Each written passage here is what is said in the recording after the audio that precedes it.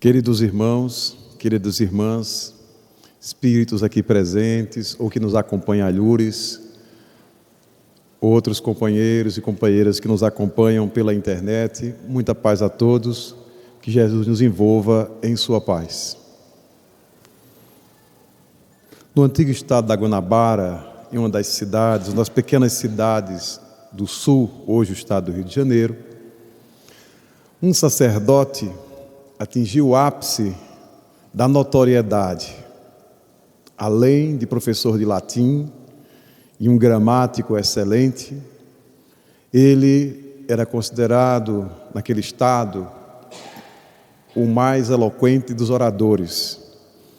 A retórica, a oratória, encantava a todos. E esse sacerdote, muito jovem, 32 anos, em determinado dia, ele foi à igreja e lá, em meio à celebração, sentiu uma indisposição, ficou estranho, pediu para se retirar. Se afasta imediatamente, deixa o altar, abandona a igreja e corre em direção à residência da sua mãe. E lá, sem nenhuma explicação, toma de uma enxada e começa a cavar com sofreguidão o quintal da casa. E não parava. E a mãe percebeu que era o horário da missa e ele ainda estava paramentado. Mas, meu filho, o que está acontecendo? Há um tesouro aqui, há um tesouro. Ele estava com os olhos esbugalhados, completamente alterado. Não percebia que tinha interrompido a própria missa e, com essa ideia fixa, cavava e cavava. Não houve outra alternativa. A família condoída chamou os médicos e o diagnóstico: loucura. Aquele jovem sacerdote teve que ser levado ao manicômio. A cidade ficou chocada. Mas como o professor de latim, aquele professor excelente da língua portuguesa, aquele homem pacato, aquele sacerdote tão talentoso com as suas homilias, como se explica? Ele não para de pensar nisso. As pessoas comentavam. Cava, e no hospício, quando não há nenhum instrumento metálico para ele cavar, ele fica com as próprias unhas roendo o chão, a cerâmica, o azulejo, até ferir os próprios dedos. Só se acalma quando alguém traz algumas pedras, qualquer que seja a pedra, lhe oferece e diz: olha, são rubis, são pedras preciosas. Ele se acalma.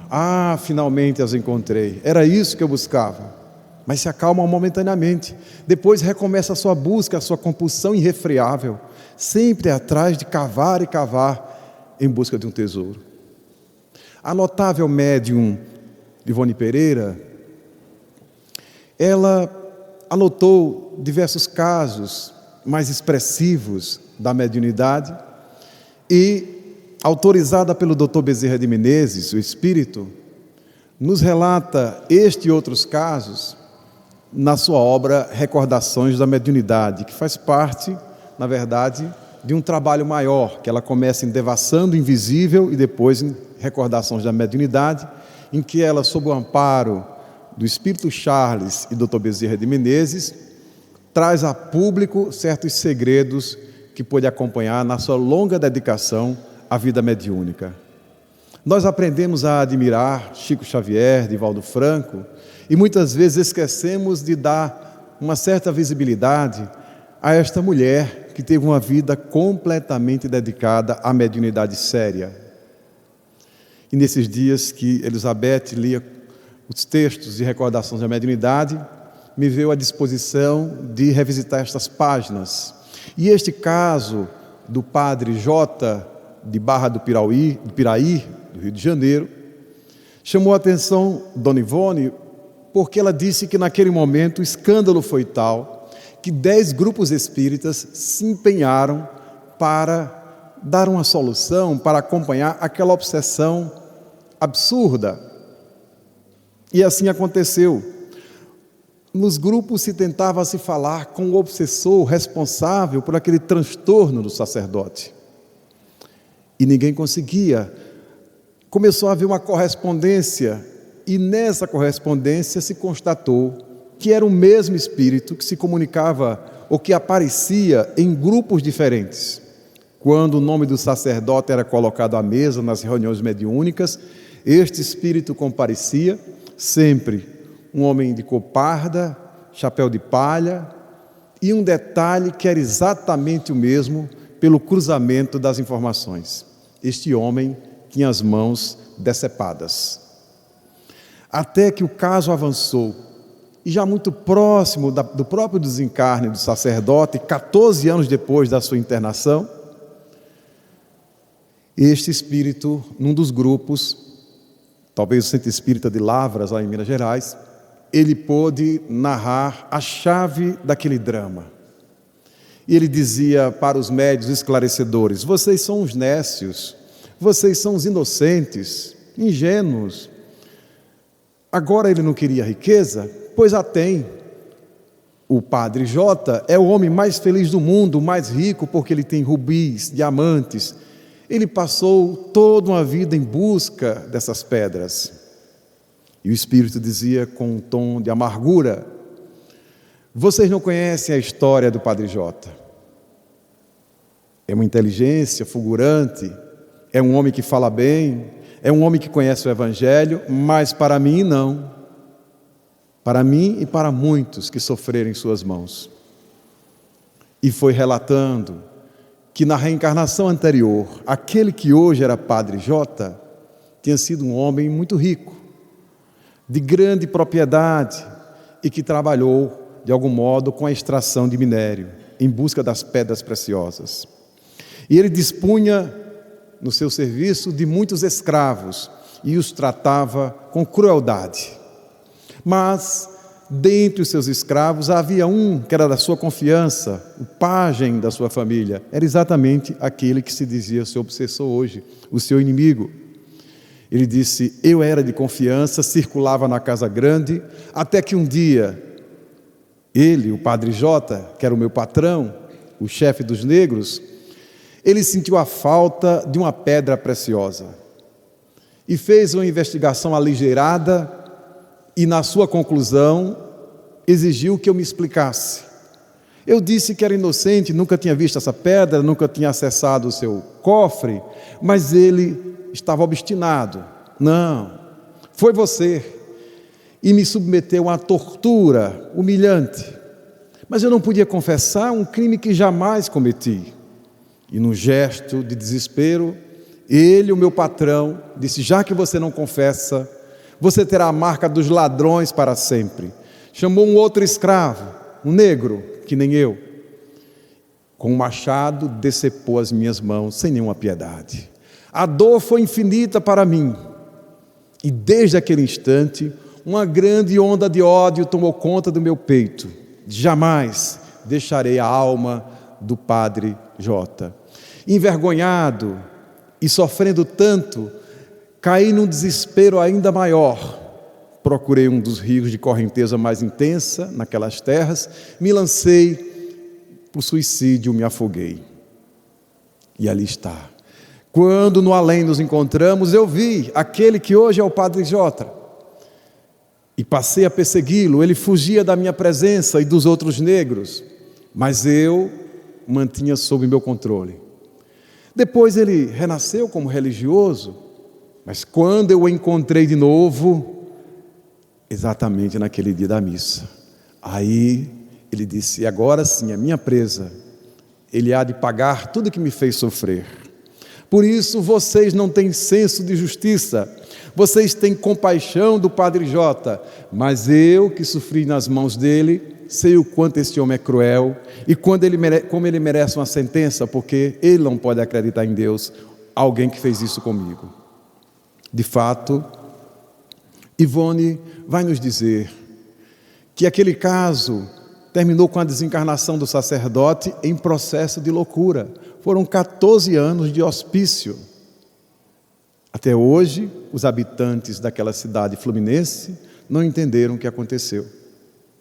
Mas ela fez questão, essa médium, de relatar este caso, mostrando o que acontece quando laços são estabelecidos não pelo amor, mas pela inimizade. O grande escritor francês Victor Hugo, aquele de Os Miseráveis, certa vez declarou: o ódio é o amor que enlouqueceu.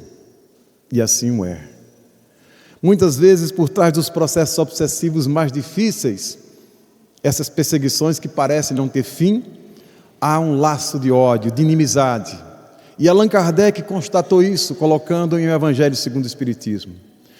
Essa é uma doença, uma chaga da humanidade. O desamor, o ódio, a inimizade. E Jesus, atento às nossas dificuldades e desafios, já no Sermão do Monte, propôs a terapia por excelência para evitar as obsessões mais cruéis. Quando disse aos seus ouvintes: amai os vossos inimigos. Ele lembrava uma prática social muito comum na antiguidade que persiste até hoje. Essa perspectiva de estabelecermos limites para a nossa afeição, para o nosso respeito. Porque ele dizia lá que entre os judeus, eles se amavam entre si. Um judeu cumprimentava o outro, um judeu abraçava os seus familiares. Entre os gregos e os romanos, os gentios, havia a prática do cumprimento. Um cumprimentava o outro, um respeitava o outro. Mas, acima disso, além disso, ninguém mais se entendia. Quem lê a obra Paulo e Estevão, já no primeiro capítulo, Corações Flagelados, esse romance excelente, psicografado por Chico Xavier e de autoria de Emmanuel, ali percebe de fato o ódio vivo entre segmentos sociais diferentes. O velho Jochebed Ben Jared sai de sua pequena chácara, do seu sítio, que fica nos arredores de Corinto, e se dirige ao mercado da cidade. No trajeto, ao passar por uma praça, ele encontra uma tropa, um grupo de militares romanos. E aí, receioso, porque ele sabe da sua condição, ele é um judeu, ele está em Corinto. Corinto, embora em terras gregas, está sob o domínio político e militar de Roma. Então, ele pensa com muita sabedoria: eu não vou cumprimentar esses soldados. E passa, delicado, discreto. Mas um soldado cisma, disse: judeu desprezível, por que você tem o orgulho de atravessar a praça sem nos cumprimentar os seus donos? Que eu não sou digno de tanto. Ora, não é digno? E imediatamente, para poder provocar o riso do resto da tropa, aquele soldado esbofeteia o velho Jochebed Ben Jared. Ele cambaleia, ali está ferido, e no momento o impulso de ódio lhe vem ao coração. Ah, se ele fosse jovem! Ah, se ele tivesse poderes para poder esmagar Roma, para poder humilhar aqueles que lhe humilhavam. Mas ele faz uma avaliação rápida. É um homem frágil, não seria possível fazer um enfrentamento àqueles jovens robustos, firmes, corajosos, os romanos, e segue calado para o mercado, ouvindo ainda as gargalhadas dos soldados. Segue, compra os seus legumes e faz o trajeto de volta. Mas, para a sua infelicidade, no caminho de volta, havia um outro grupo de militares romanos. E ele disse: bom, se na ida eu não cumprimentei e eles me bateram, então agora eu vou cumprimentá-los, para que assim eles se sintam respeitados e me deixem passar em paz. E assim, quando ele se aproximava daquele grupo de militares, disse: nobres romanos, salve. Aí um soldado disse: mas quem é este? Quem é este verme que dirige a palavra a nós, aqueles que detemos o poder da civilização? Volte cá, seu velho imundo. E mais uma vez o submete à violência, agora mais intensa. Filete de sangue corre na barba branca. Ele está ali ainda fragilizado. Tenta se limpar para evitar de algum modo chocar a multidão, e vai para casa, recolhe o seu cesto, sofrendo aquela dupla humilhação. É uma dinâmica de inimizade. Esse é um pequeno episódio que o Espírito Emmanuel nos relata, mas milhares, milhões de episódios assemelhados a este se deram naquele contexto em que Roma, de algum modo, as águias romanas foram as donas do mundo. A inimizade. Então Jesus pôde compreender isso. Os judeus detestavam os romanos e os romanos detestavam os judeus. Essa era uma dinâmica comum, mas os judeus entre si se amavam, e os romanos entre si, e os gregos se cumprimentavam, se respeitavam. Então Jesus, percebendo que aquela onda de ódio poderia ainda provocar muitas vítimas, trouxe para nós o medicamento por excelência, e lança a questão que nos inquieta todos os dias: que fazeis de especial? Um grego cumprimentar um grego, um romano saudar um romano, um judeu beijar e abraçar outro judeu, é uma prática comum. Qualquer um pode fazer, mas qual romano haveria de extrapolar esse limite e de algum modo, cumprimentar um não romano, um não gentil, um judeu? Aconteceram algumas exceções e o Evangelho as registra. Por exemplo, aquele homem que, percebendo que Jesus era um judeu, mas era um judeu especial, ele disse: Senhor, não sou digno que tu entres em minha casa, se deres um comando, o meu servo haverá de ficar curado. E Jesus elogiou a fé daquele romano. Assim acontecia, mas era exceção, porque o clima era de inimizade. Então, nós estabelecemos a regra: amar aos amigos, amar os afetos familiares e odiar aos que nos odeiam, odiar e perseguir aos que nos perseguem. Mas Jesus, ele lança uma regra paradoxal, uma regra que choca, que escandaliza.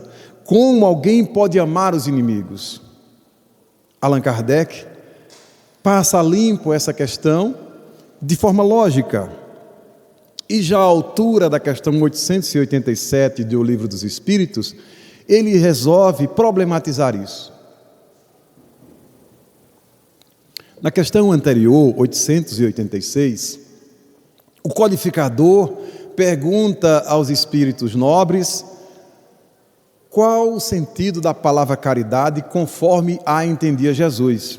E os espíritos respondem 3 informações importantes: benevolência para com todos, indulgência para com as imperfeições alheias e perdão das ofensas. O codificador abre um comentário e, não se dando por satisfeito, ele abre uma questão associada a essa.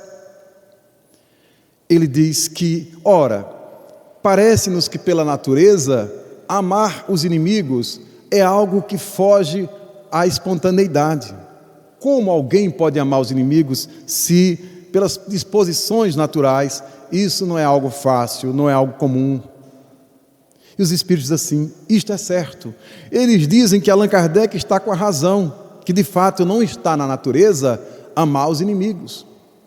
No entanto, os espíritos vão dizer que é possível amar os inimigos. E diz ao codificador que esse amor aos inimigos pressupõe a renúncia à vingança.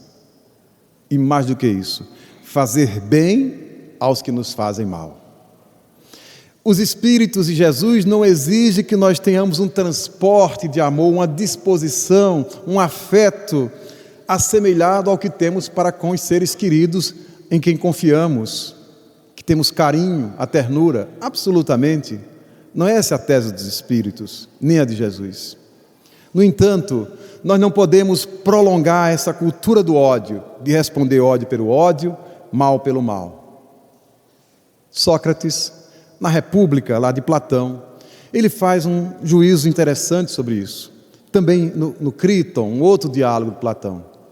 Ele vai dizer que é preferível sofrer uma injustiça a cometer uma. Porque lá na República tem um conceito, mas o que é justiça? Justiça é fazer bem aos amigos e fazer mal aos inimigos. Porque os amigos nos fazem bem, então devolvamos o bem que recebemos dele. E os inimigos nos fazem mal, portanto, devolvamos o mal que recebemos dele. Mas Sócrates vai dizer que não. Nós temos que fazer o bem a todos. A lógica do filósofo grego é que quando alguém vai fazer o mal, mesmo aos inimigos, apodrece a própria alma. Ao odiar o inimigo, eu já entro na faixa do ódio.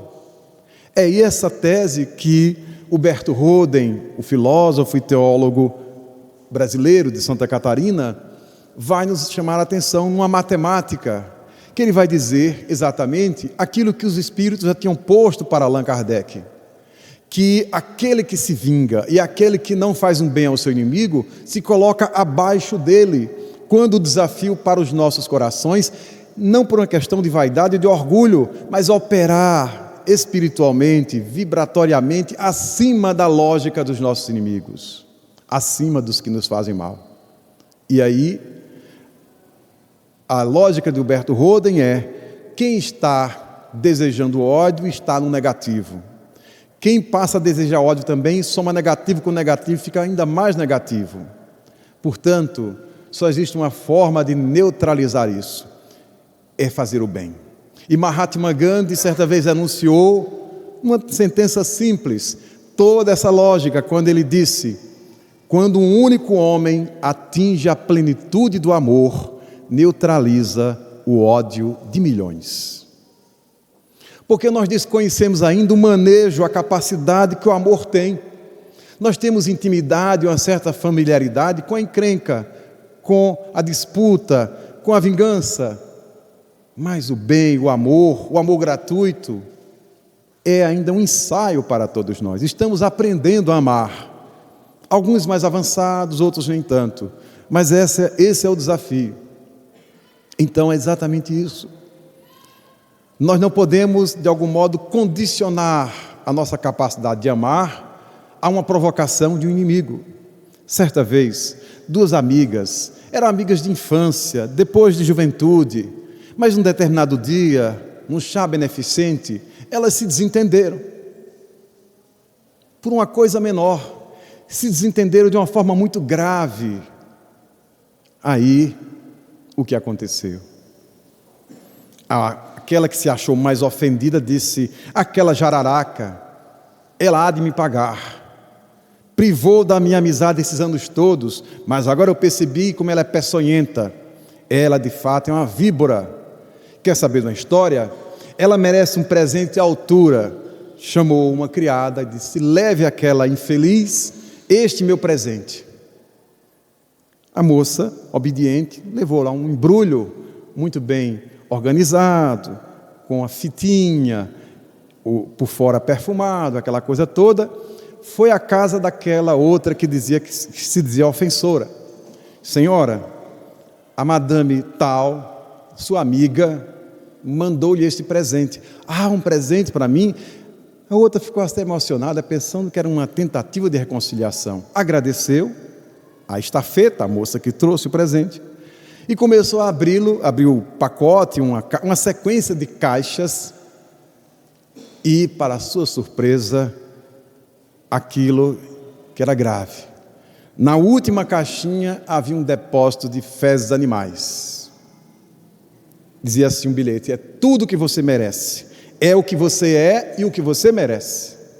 A amiga sentiu um choque, porque a outra vibrava no ódio, e aquele impulso, bem que eu podia mandar uma tonelada disso para ela perceber que as coisas se multiplicam. Foi o primeiro impulso, mas ela recordou aquele período feliz da infância, em que se entendiam tão bem, e disse: o que eu vou fazer com esse ódio na forma de esterco animal?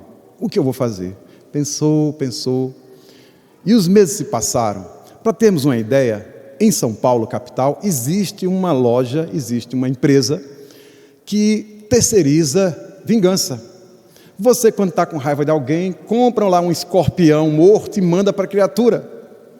É muito comum, quando uma moça termina um namoro com um rapaz, muito chateada, muito magoada, vai a esta loja, e o nome da loja parece que é suave, é Doce Veneno.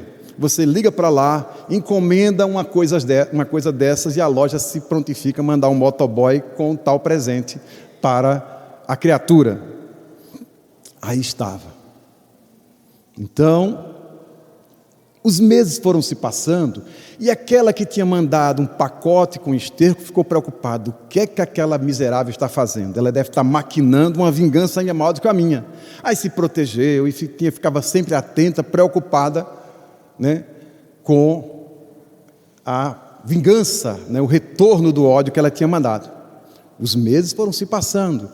Ela deve estar, com certeza, projetando o grande finale, a grande vingança. E alguns dias depois de 5, 6 meses, eis que aparece alguém trazendo uma caixa. Disse: agora deve ser uma bomba, eu vou chamar o esquadrão para desarmá-la, porque se eu mandei esterco, imagino que ela mandou esses meses todos, com o ódio que ela ficou multiplicando lá. E ela disse assim: olha, a moça, a secretária dela, disse: chegou isso para a senhora, encomenda daquela senhora que eu levei lá o seu embrulho, disse: mas como assim? Ela mandou isso aqui, acabou de chegar. Aí disse: faça o seguinte, coloque ali bem distante no quintal, com a vara, comece a abrir assim, delicadamente, ver se você consegue tirar a tampa, e eu vou olhando ao longe com um binóculo, vou ficar lá em cima no primeiro andar da minha casa, né? Era um duplex. Aí, mas a senhora acha que é uma coisa assim perigosa? Deve ser uma coisa assim, minha filha, se proteja, pega aí um negócio bem forte para você não sofrer um impacto. E a moça, já também com medo, foi abrindo aos poucos aquela caixa, e a caixa era bem maior, muito maior do que a caixa que ela tinha mandado. E foi abrindo, quando menos espera, quando sai a tampa, um lindo buquê de rosas. Ela tomou um susto, mas junto ao buquê tinha um bilhete. Dizia: minha amiga, eu quero lhe pedir perdão se lhe ofendi naquele chá beneficente. E lhe agradecer o esterco, porque com aquele esterco eu plantei uma rosa, um pé de rosa, plantei outros tantos, e esses meses todos fui colhendo, envolvendo cada um com muito amor, desejando a nossa reconciliação. É uma troca. Trocou o esterco por um buquê de rosas. Isso a outra não esperava. O amor derrete exatamente esse ódio que parece milenar. E as histórias vão se sucedendo das boas trocas, do ódio, do mal, quando é trocado pelo bem. Daí porque Allan Kardec vai dedicar todo o capítulo 12 do Evangelho segundo o Espiritismo: amai os vossos inimigos. O capítulo 11, amai o próximo como a si mesmo. Já é um desafio para todos nós, porque nós estamos ensaiando um amor mais puro, um amor sem interesse. O nosso amor ainda tem um contágio, uma impureza da lógica interesseira, do egoísmo. E ali nós temos o primeiro desafio, posto por Jesus no tripé: amar a Deus acima de todas as coisas e amar o próximo como a si mesmo. É um grande desafio. O espírito Joana de Ângeles, na obra Momentos de Saúde e de Consciência, psicografada por Divaldo Pereira Franco, à altura do capítulo 6, amor acima de tudo, ela vai mostrar que esse é um tripé que não conseguimos desmanchar. Não é possível amar a Deus sem amar o próximo, sem amar a si mesmo. Não é possível amar a si mesmo numa lógica egoísta, arrivista, sem amar o próximo nem amar a Deus. Porque nos iludimos em muitas reencarnações. Em determinadas vidas, nós ficamos num altar achando que amávamos a Deus, mas ali mesmo, ou em outro momento, nós odiávamos, se não a outra pessoa, mas não nos amávamos suficientemente. Hoje a psicologia nos chama a atenção para o alto amor. E o espírito Joana de Ângeles, comprometido com a nossa evolução, por Divaldo Pereira Franco, tem lançado a série psicológica, basicamente repetindo a mesma tese, que é preciso que cada um construa um projeto mínimo de alto amor. Porque quem se ama se habilita a amar outrem que representa Deus. E Deus também está na própria pessoa. Quando a pessoa se despreza, se desama, a pessoa efetivamente está nesse momento desprezando a Deus e desprezando a seu próximo. O Evangelho tem uma parábola de uma beleza incomensurável, a parábola do bom samaritano, porque aquele homem que era um proscrito naquela sociedade, Ele vê alguém caído e, por misericórdia, condoído, ele sai do seu conforto, do seu animal, ele apeia, ele vai lá, vê que o homem foi ferido pelos ladrões, ele não pergunta, não sai procurando providências outras, o que é mais necessário, o que é imediato. O amor sempre pensa assim, o que deve ser feito agora. Então, naquele instante, o mais importante era a enfermagem, e ele deita o azeite sobre as feridas do caído. Mas ele poderia perfeitamente ser uma pessoa descompromissada. Ora, já fiz a minha parte, não vou fazer nada além disso. Mas a pergunta de Jesus soa nos nossos corações, como no coração do bom samaritano: que fazeis de especial? Deitar o azeite sobre as feridas, essa enfermagem mínima, praticamente alguns fazem, mas é possível fazer mais. O amor tem essa capacidade de estabelecer recursos. Então o samaritano renuncia o seu transporte, lança o ferido sobre o seu animal, o conduz a uma hospedaria, e ali ele resolve um problema que só recentemente a filosofia colocou em letras acadêmicas. Ele resolveu o problema do amor líquido, dos amores aligerados, dos descompromissos, das experiências, das aventuras rápidas, descompromissadas, desenraizadas. Porque o samaritano, ele deixa aquele homem na hospedaria, o recomenda, faz pagamento, mas faz uma espécie de caução: eu hei de voltar por aqui, e se houver alguma despesa a mais, eu haverei de ressarcir o senhor, diz para o hospedeiro. Então esse é o amor compromissado, é diferente daquele amor aligerado de quem alguém dá uma moeda, uma esmola no sinal e nunca mais vê aquela pessoa, o pedinte. Não, é alguém que se compromete com aquela vida, que se vincula, que se enraiza. Essa é a grande chave. Então, o Evangelho mostra a excelência desse amor, mas o desamor, a inimizade, como dizíamos, é um desafio para todos nós. Aliás, todos nós somos devedores dos nossos inimigos, porque nos imaginemos sob a pressão total de todos aqueles a quem lesamos. Suponhamos que os nossos inimigos, nenhum deles se dispusesse a nos perdoar. Mas alguém pode dizer: eu sofro um processo obsessivo, eu sinto a pressão, aquela disposição para se suicidar, para me perturbar, para comprometer a minha harmonia mental. Como se explica isso? Eu sofro. O que nós sofremos deve ser 0,00001 do que efetivamente sofreríamos. Exatamente porque muitos daqueles que foram os nossos inimigos, aquelas pessoas a quem nós lesamos, prejudicamos, perseguimos, elas amadureceram, elas operaram acima de nós, e o nosso esterco elas transformaram em rosas. E hoje muitos dos nossos ditos inimigos trabalham em nosso favor, se empenham, se comprometem com o nosso crescimento. Então nós vivemos da caridade de quem me detesta, como diz lá, ou que me detestava, como diz Cazuza, aqui, fazendo de algum modo uma paráfrase. Cazuza não canta que vive da caridade de quem me detesta? Então nós vivemos da caridade de quem nos detestava, ou que nós perseguimos. Já nos perdoaram, e portanto renunciaram à vingança, e devolveram com bem o mal que receberam de nós. Muita gente, muitos espíritos, muitas comunidades já nos perdoaram.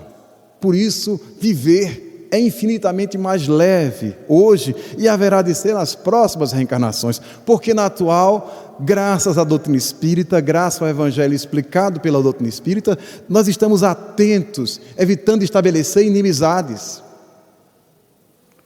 evitando criar encrencas, porque elas se prolongam, porque elas são ralos energéticos, vão nos prender, vão exigir uma manutenção da nossa mente, um vínculo. Nós agora queremos estabelecer laços de afetividade, laços de espiritualidade. Mas ainda temos vínculos com o passado. Uma prova real do perdão daqueles que foram lesados por nós. No capítulo 35 do livro Nosso Lar, a obra mais conhecida de Chico Xavier, psicografada por Chico Xavier e do espírito André Luiz, ali nós temos um encontro que se torna um constrangimento para André Luiz. Um médico desencarnado avista alguém que frequentou a sua casa. Era Silvério. Silvério. Mas quem era Silvério? Silvério se aproxima, cumprimenta André Luiz, o reconhece. Mas André, você aqui, eu não sabia que você tinha desencarnado. Isso é conversa de desencarnado, né? Encontra o outro assim do outro lado. Olha, não sabia que você estava do lado de cá também. Pensei que você estava ainda do outro lado, né? Nós sabemos que André Luiz, eu sei que vocês não querem gostar dessa conversa por enquanto, querem adiar esse diálogo, né? Deixa por mais algum tempo, né? Mas enfim, velhos conhecidos, como é que está o seu velho? Falando do pai de André Luiz. E André Luiz foi ficando murcho, foi ficando constrangido, porque Silvério, imediatamente, quando ele bateu os olhos em Silvério, o espírito, ele lembrou, veio a cena, veio o filme completo. Ele era um rapaz, e a esposa de Silvério batia a porta da sua casa. Ela chegou, e muito sentida, chamou o pai de André Luiz. Veio o pai dele, a mãe e o próprio André. E ali na sala receberam a viúva, e ela dizia para o pai de André Luiz, pedia que ele não protestasse aquela duplicata, porque o seu esposo iria honrar o pagamento, mas ele estava acamado, adoecido, sem a possibilidade de produzir bens, de produzir dinheiro para poder pagar o empréstimo, para poder pagar os tecidos. E o pai de André Luiz, não, negócios são negócios. A mãe tentou interceder, uma mulher entende outra mulher, um coração entende outro coração, mas o pai de André Luiz, coração de pedra, disse, não, eu vou protestar a duplicata. Não faça isso. E a senhora chora, fala dos filhos, fala do esposo, mas isso não demove, não sensibiliza o pai de André Luiz. André Luiz lembra mais um detalhe, porque em nível mental ele disse, meu pai está certo, tem que jogar duro com esse pessoal, digamos assim. Não pode ceder, não pode ser fracote. E censurou mentalmente a mãe, que se fez advogada da esposa de Silvério. Quando aquela senhora se retira, o pai de André Luiz ainda faz uma reprimenda, dizendo à mulher, não se intrometa nos negócios, você não venha com esse seu coração, né, de gelatina, não faça isso, negócios são comigo. O interessante é que André Luiz descreve depois como fica cada um, porque essa mãe dele sensível é tão elevada que mora em esferas superiores ao próprio nosso lar, vem visitá-lo momentaneamente. E o pai dele, que era muito apegado, né, ao dinheiro, que era uma pessoa inflexível, vive com 2 amantes lá nas zonas mais trevosas, que inclusive haverão de reencarnar como filhas dele. Então, André Luiz lembra da cena e fica constrangido, porque Silvério tinha 1000 razões para humilhá-lo, para cobrar. E agora, André, como é que você fica? Ele lembrou os desdobramentos, porque aquela família, para evitar o pior, para evitar a prisão, o protesto em cartório, a condenação na justiça, vende o piano, vende tudo e vai morar quase na miséria no interior, passar dificuldades. E depois ele perde o contato e não sabe o que se deu com Silvério, a esposa dele e os filhos. Silvério se despede, amoroso, amigável, sorridente, nem parecia ser a vítima, não tinha nenhum rancor. Mas André Luiz se afasta e procura Narcisa. Narcisa, veja o que me aconteceu. Olha quem me aparece, Silvério, e contra o drama para Narcisa. Aí Narcisa diz, o que você fez? Eu fiquei assim, não fiz nada, ele me abraçou, ele disse coisas, ele perguntou pelo meu pai, mas eu não tenho disposição, eu me sinto tão pequeno, eu fiz tanto mal a Silvério. E a família dele, o que é que eu vou dizer? Narcisa, não pode ficar assim, André. Corra lá, vá atrás de Silvério, peça perdão a ele, se explique. Aí André Luiz, desesperado, ganha forças e corre lá, encontra Silvério. Eu quero pedir perdão por aqueles excessos de meu pai, por mim mesmo. E Silvério é quem o acalma. Calma, André, fique tranquilo. Você e seu pai, para mim, são meus benfeitores. Porque aquelas dificuldades, aquela disposição, aquela falência que eu sofri financeira, me fez ir ao interior, passar dificuldades. Eu, minha esposa e meus filhos tivemos uma vida honrada e crescemos muito graças a vocês. Sou eu quem lhes agradeço. Mas olha que coisa interessante. E se Silvério fosse um encrenqueiro?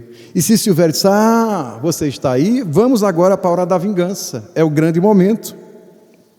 É o grande momento. Mas Silvério já estava ali assimilando perfeitamente o amai os vossos inimigos. Fazer bem aos que nos fazem mal. Fazer algo de especial. É exatamente isso que deve mover as nossas vidas. O médium Divaldo Pereira Franco, ele também tem sua história em que pôde experimentar o ódio implacável de alguém por 300 anos. Um inimigo de 300 anos. Divaldo, muito cedo, teve a sua mediunidade aflorada e, por diversas vezes, por força exatamente da mediunidade, ele se viu hipnotizado por um inimigo chamado Máscara de Ferro. Os detalhes estão descritos na biografia de Divaldo, escrita por Sueli Caldas Schubert, o semeador das estrelas. E Divaldo conta que, ainda moço, morava em Salvador e sentiu aquela voz, aquela disposição de levantar-se em plena noite e dirigir-se para o mar. Mas ele não sabia nadar. Como ir para a praia? E ele simplesmente sentiu aquele comando: vamos para a praia, adentre a praia. E Divaldo vai de forma cega, como se fosse uma marionete. Segue, vai, avançando, e já sente as primeiras ondas batendo no seu rosto. Avança, era afogamento certo, até que o primo dele, Nilson Pereira de Souza, percebe que Divaldo não está na cama. Os benfeitores acordam Nilson vai à praia e percebe que Divaldo já está engolindo água, ali se debatendo, e o traz para a margem. Quando Divaldo está lá, se recuperando, o espírito se apresenta, o tal Máscara de Ferro, e dá gargalhada: eu hei de te perseguir, você é um traidor, porque você era das nossas hostes, da nossa igreja, e você passou a defender o espiritismo, essa doutrina abominável, que deturpa tudo. Portanto, ou você me obedece, ou você permanece fiel à nossa organização, ou haverei de lhe perseguir implacavelmente. De outra feita, esse espírito fez Divaldo sentir que o apartamento estava pegando fogo, e Divaldo ia se lançar do 6º andar. Nilson se acorda e o praticamente segura no parapeito da janela. E em muitas oportunidades, Divaldo, quando sentia o desconforto, um atrapalho, o espírito estava lá: sou eu, estou aqui. Até que um dia, depois de muitos anos, Divaldo está lá na Mansão do Caminho, lá em Pau da Lima, em Salvador, e alguém deixa no portão da instituição uma caixinha pequena, talvez de sapatos, um bebê se vagindo, uma negrinha ali com o lábio leporino, e a criança gritava, era um recém-nascido, ainda estava com material, a placenta, e ali aquele choro, alguém vai lá ao portão, pega a criança, imediatamente Divaldo a higieniza, e ele toma uma atitude semelhante a outras que ele tinha feito, de adoção das crianças. Vai ser minha filha. No dia seguinte, haverei de ir a cartório, colocar um nome nela e colocar o meu sobrenome Franco. Ela é minha filha. Divaldo tem 600 filhos com o sobrenome dele, indo a cartório. Naquele tempo, o pessoal tinha essa prática de deixar a criança na porta. Era muito comum, né? As crianças ditas indesejadas, eram lançadas na porta e alguém dizia que era o premiado, aquela coisa toda, né? Então, Divaldo, quando estava ali fazendo a higiene e vendo com muito carinho aquele recém-nascido, aquele bebê, o espírito aparece, o Máscara de Ferro, e diz assim: você é capaz de amar esta coisa? Não é esta coisa, é minha filha. Amanhã eu irei a cartório colocá-la e colocar o meu nome. Você vai amá-la? Eu estou amando. Veja, o trato. Mas você sabe quem é ela? Não, não importa. É minha filha agora. Pois então, fique sabendo que esta aí é minha mãe reencarnada. Muito complicada. Por isso mereceu esse tipo de renascimento. Você vai amá-la, eu vou educá-la, eu tenho um carinho por ela. Pois então, saiba de uma coisa: por 300 anos eu lhe persegui, mas a partir de hoje eu serei o seu parceiro incondicional. Eu serei o seu amigo. Até admito frequentar as suas palestras de espiritismo. E o Máscara de Ferro, segundo Divaldo, nunca mais o importunou. Pelo contrário, em diversas ocasiões o ajudava. E na sequência das décadas foi assimilando as ideias espíritas. Mas o melhor da história recentemente aconteceu. Porque Divaldo, essa filha dele, essa negra que tornou-se filha dele, casou-se e foi morar na Alemanha. E teve um bebê. E quem é o bebê? O Máscara de Ferro reencarnado. Portanto, o neto de Divaldo é o seu inimigo. Quando Divaldo chegou na Alemanha e a moça disse: olha, pai, olha, meu filhinho, Divaldo imediatamente olhou o bebê e o reconheceu. Disse: se eu fosse vingativo, ia dar umas palmadas agora, começar agora o meu projeto de vingança. Aos poucos ia massacrar esse menino, beliscão, tapa e por aí vai. Mas amai os vossos inimigos. Divaldo entendeu muito bem. Por isso, quando todos nós sentirmos de alguém do mundo espiritual ou do plano físico alguma má disposição, um desamor, uma provocação, uma perseguição, pensemos em Jesus. Que fazeis de especial?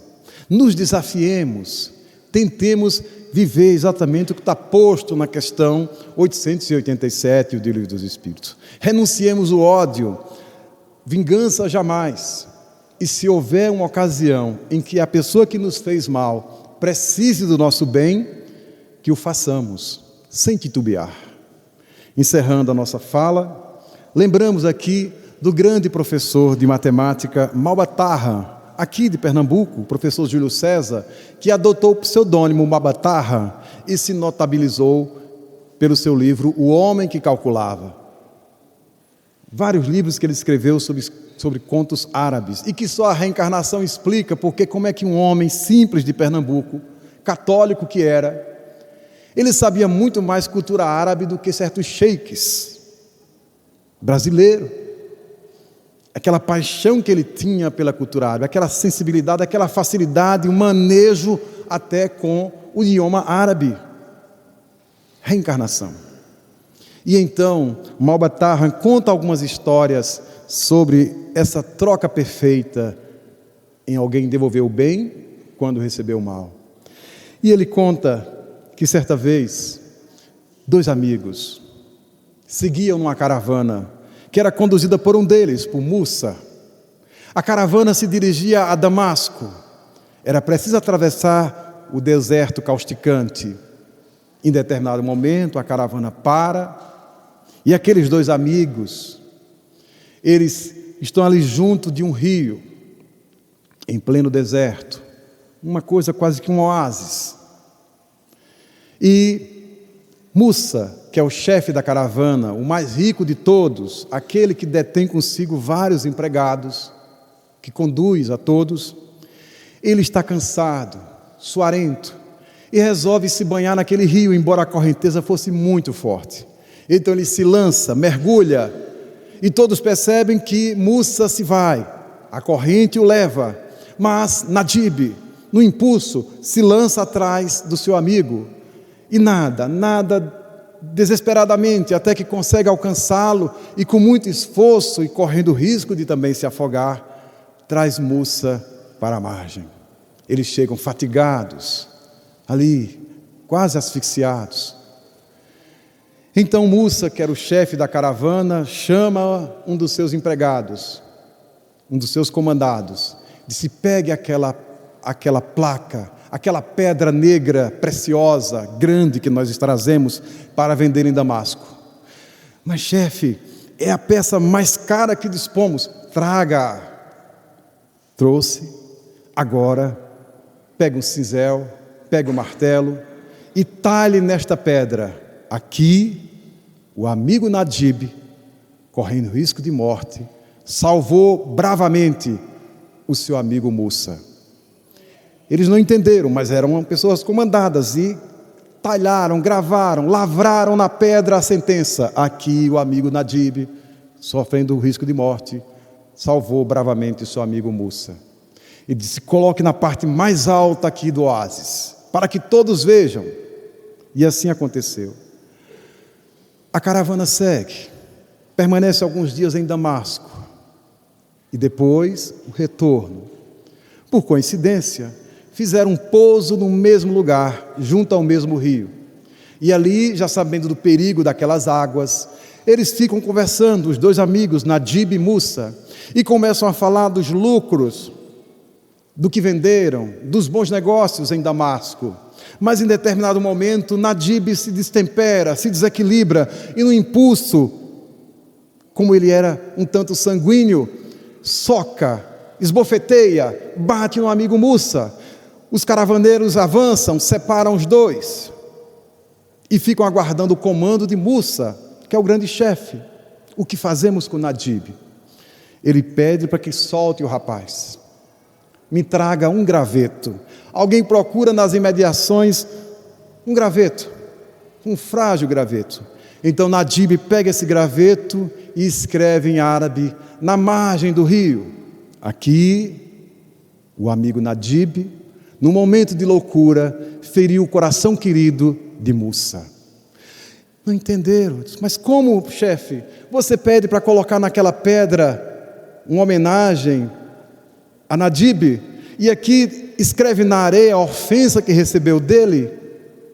Porque daqui para a noite, a própria água no balançar e o vento haverão de apagar suas palavras, e aquelas ficarão para sempre.